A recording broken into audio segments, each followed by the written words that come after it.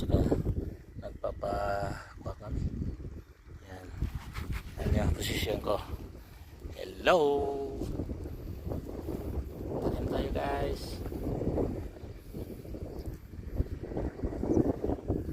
Ayan. Ito gawa ko. Tingnan nyo. Napakuha ko yan oh. Tinataniman ko.